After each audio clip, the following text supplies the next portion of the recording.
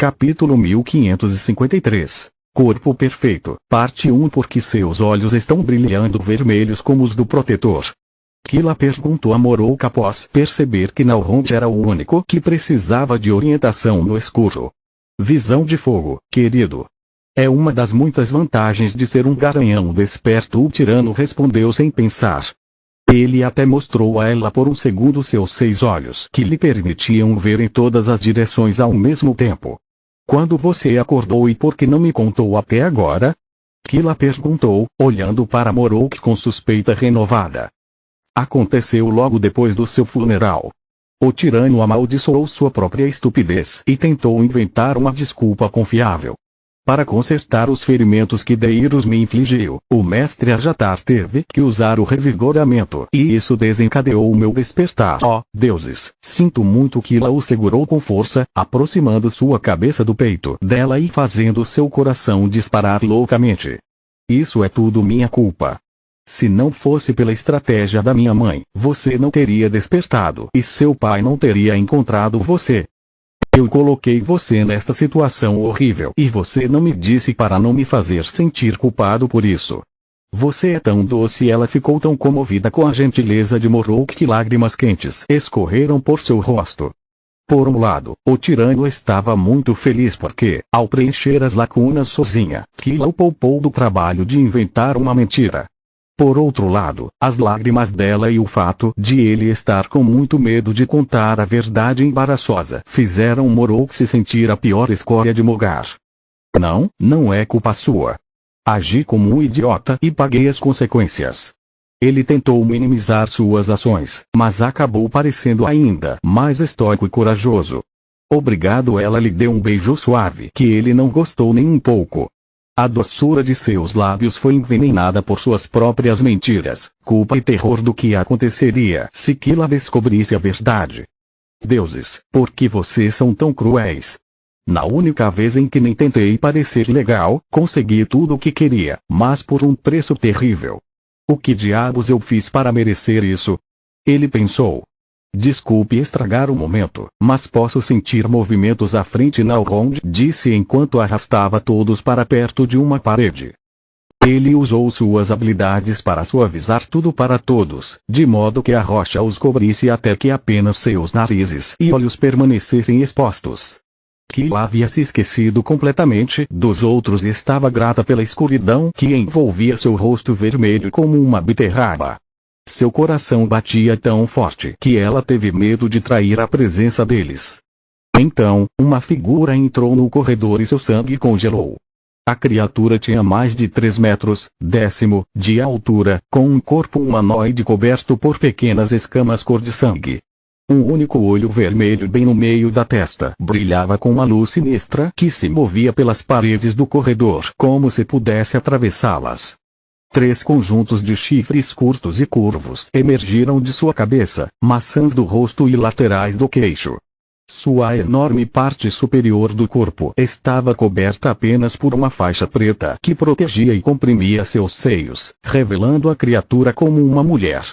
O resto da parte superior de seu tronco estava completamente exposto e parecia ser composto por músculos protuberantes, tão grandes que cada um de seus braços era mais grosso que as pernas da forma humana do protetor. Suas pernas eram articuladas inversamente como as de um gato e eram cobertas por uma armadura preta que apenas deixava expostas as garras que se estendiam dos dedos dos pés e calcanhares. 2 asas membranosas vermelhas e flamejantes estavam dobradas em volta do pescoço, quase parecendo um manto. Um balor, e ainda por cima uma mulher. O grupo pensou em uníssono. A criatura caminhava à frente de uma segunda coluna de goblins que carregava outro carregamento de pedras. Enquanto os outros tiveram que desligar o visão de fogo para não serem descobertos, Kila poderia continuar usando óculos sem correr o risco de ser exposto. Assim que o grupo de monstros chegou perto dela, ela percebeu que não apenas os goblins, mas também os Valor usavam a coleira que Moroka havia visto anteriormente. Ela instintivamente procurou por todos os sinais de rebelião que as vítimas de itens escravos pudessem manifestar, assim como fez na academia. No entanto, ela não encontrou nenhum. Muito pelo contrário, os goblins nem pareciam assustados. Isso não faz sentido. Aqui embaixo eles não têm necessidade de esconder suas emoções e mesmo que seu mestre tenha ordenado que eles se dessem bem, os Balor deveriam pelo menos mostrar hostilidade para com seres inferiores, ela pensou enquanto compartilhava o que viu com os outros através do link mental. Seja rápido e certifique-se de transformar as pedras em pó fino. O Balor falou devagar para ter certeza de que os goblins entenderam suas palavras. Não podemos nos dar ao luxo de perder um único grama de metal, nem de chamar a atenção indesejada, deixando pilhas de detritos. Vou esperar por você aqui. Se alguém te atacar, ou se você simplesmente notar algo fora do lugar, me ligue imediatamente. Os goblins conversaram em uma linguagem gutural até que o mais esperto deles traduziu as ordens do Balor para o resto do grupo. Então, as pequenas criaturas acenaram para o mal-olhado e usaram sua magia coletiva da terra para abrir uma passagem temporária para a superfície. O que ele realmente foge? Nalrond disse através do link mental. Mesmo que aquelas coisas em volta do pescoço dos monstros fossem coleiras de escravos, os goblins que não entendem as palavras de seu suposto mestre estariam livres para ignorar as instruções de outro escravo e fugir no momento em que saíssem. Isso não é a coisa mais estranha que Moroke respondeu. Graças aos meus olhos, não preciso da visão da vida para seguir o fluxo dos elementos. Posso dizer que essas coleiras estão canalizando a energia do mundo circundante para dentro dos corpos dos monstros. Você tem alguma ideia do que eles fazem? Protetor perguntou. Cara, eu nem sou um mestre de forja, muito menos um vidente. Enquanto esperavam o retorno dos goblins, Kila percebeu como Balor continuava batendo pé nervosamente enquanto olhava para seus membros enormes com desgosto, como se tivesse sido amaldiçoada a habitar seu corpo em vez de nascer com ele. As pequenas criaturas demoraram um pouco para retornar e, quando o fizeram, os goblins pareciam tão ansiosos para partir quanto os Balor. Um deles entregou ao monstro de um olho só um pequeno fragmento de metal para examinar. A luz do olho vermelho do Balor moveu-se para frente e para trás no fragmento até que ele começou a se transformar em líquido. Ela não está apenas olhando para isso. O Balor está usando o olho para determinar o ponto de fusão do metal. Kila disse, deixando os outros muito felizes com sua presença, já que eles nunca teriam percebido isso sozinhos. Esse controle preciso sobre o elemento fogo está além do que a visão do fogo pode fazer. Use fusão de água ou ela poderá captar a assinatura térmica de nossas partes expostas se a luz vermelha nos tocar. Protetor avisou os outros. Bom trabalho. Alerte a equipe de escavação que encontramos outro veio Orixal com o Balor, disse com um sorriso enorme. Capítulo 1554, Corpo Perfeito, Parte 2. Felizmente para o grupo de Moroke, entre o desconforto do Balor e a feliz surpresa, ela estava ocupada demais para realizar uma busca completa nas paredes. Quando ela fez a verificação final para ter certeza de que não restava nenhum vestígio do túnel aberto pelos goblins, já era tarde demais. Nalrond e os outros já haviam resfriado seus corpos, combinando sua assinatura de calor com a da parede onde se esconderam. Esperamos que eles saiam ou seguimos? Protetor perguntou. Se este lugar for realmente uma mina de metal, então nunca encontraremos o caminho sozinhos. Precisamos de um guia involuntário. Protetor disse. Acordado, Nalrond disse enquanto ouvia as vibrações no solo para verificar se havia mais surpresas. Os goblins não tiveram problemas para se mover no escuro graças à visão da terra e os Balor usaram uma versão aproximada da visão do fogo, enquanto os invasores eram completamente cegos. Qualquer um dos seus sentidos místicos faria seus olhos brilharem e traírem sua presença devido à escuridão absoluta que enchia os túneis. Kila era a única capaz de enxergar graças aos óculos encantados de Orion. Para compensar, ela compartilhou sua visão com os outros através do link mental enquanto Nalrond compartilhava sua audição. Os sentidos de Sorrisar filtraram os ecos das cavernas, permitindo-lhes entender várias conversas ao mesmo tempo, em vez de apenas ouvir palavras confusas. A única desvantagem foi que, para transmitir tantas informações sensoriais, sua mana envenenou lentamente Protetor e Morok. Eles seguiram o Balor por vários minutos, aprofundando-se cada vez mais no solo enquanto os monstros passavam por vários cruzamentos e corredores laterais. Para ter certeza de que encontrariam o caminho de volta, Protetor esfregava as mãos nas paredes de vez em quando, deixando um cheiro que ele conseguia rastrear, apesar do fedor de enxofre, suor e sujeira que se tornava mais intenso à medida que avançavam. De repente, a gola do Balor adquiriu um tom verde brilhante. Seu corpo começou a se contorcer, fazendo-a emitir gemidos que pareciam uma mistura de dor e prazer. Seus músculos encolheram e seus ossos estalaram enquanto ela passava por uma metamorfose completa. O Balor tinha agora pouco mais de 2 metros, de altura, transformando a faixa que antes cobria os seios em um top que ia das axilas até a cintura. A armadura em suas pernas agora havia se afrouxado em um vestido de metal preto tão longo que roçava o chão, fazendo faíscas a cada passo que ela dava.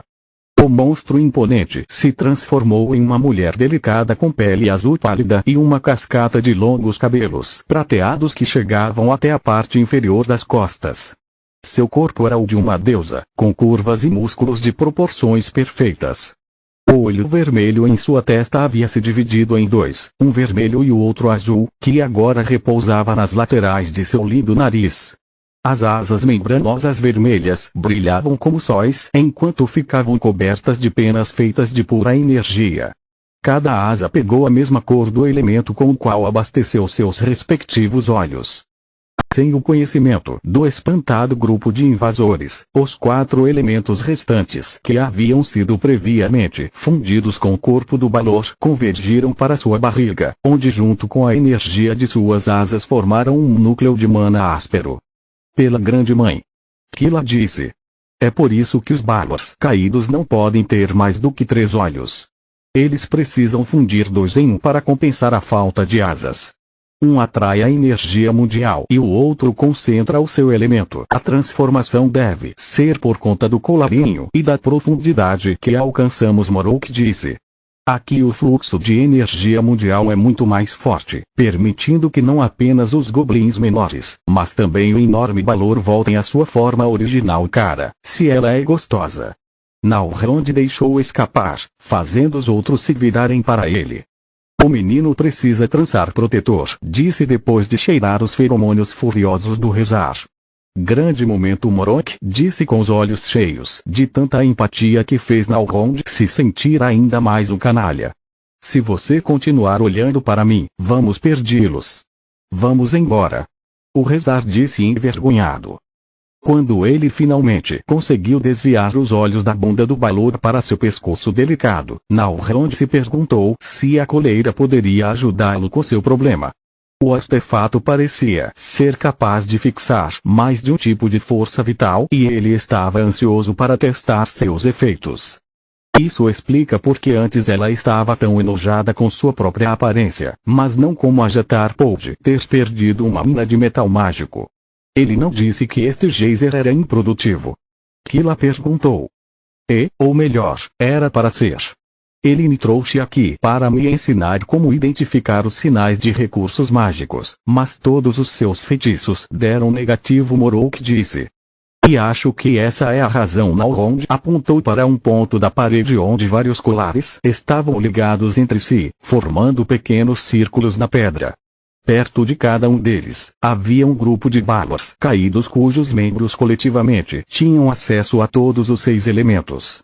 Alguns grupos exigiam apenas 2 Balors de 3 olhos, enquanto outros precisavam de 6 deles com um único olho. Eles soltariam 6 pilares elementares ao mesmo tempo contra o círculo de metal, causando um fenômeno incrível que fez as mandíbulas do grupo de Kila caírem no chão. O anel encantado concentrou a abundante energia mundial do geyser de mana em seu núcleo e quando os Balors adicionaram o poder de seus olhos, um pequeno cristal de mana se formou em seu centro. A pedra preciosa mal tinha o tamanho de uma ervilha e tinha um tom de vermelho tão profundo que parecia uma velha mancha de sangue. No entanto, forçar a germinação de um cristal de mana em segundos, em vez de décadas, era algo que os magos tentaram e não conseguiram fazer durante milênios. Além disso, os Balors continuaram a disparar pilares de energia elementar até que seus olhos sangraram e foram incapazes de mantê-los mais abertos. O anel concentrou a mistura de energias elementares geradas pelos monstros, adicionando-as à energia mundial do geyser antes de injetá-las com força dentro do cristal. No momento em que a exaustão forçou os Balors a parar, a pedra preciosa cresceu até o tamanho de uma noz e adquiriu um tom de vermelho mais brilhante. Pela Grande Mãe! O grupo de intrusos pensou em uníssono. Precisamos informar a Jatar e Faluel o mais rápido possível.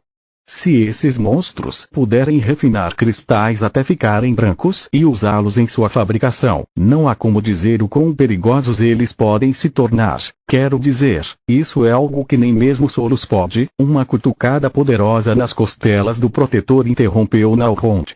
Por que você fez? Oh, merda! Aquila e o Skull estavam apontando para o tirano, que não tinha ideia de quem era Solos ou quais eram suas habilidades.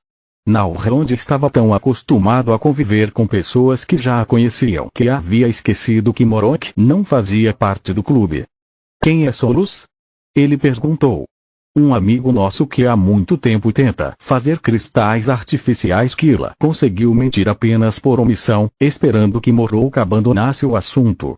Felizmente para eles, as coisas estavam prestes a ficar ainda mais interessantes. Continua no próximo vídeo.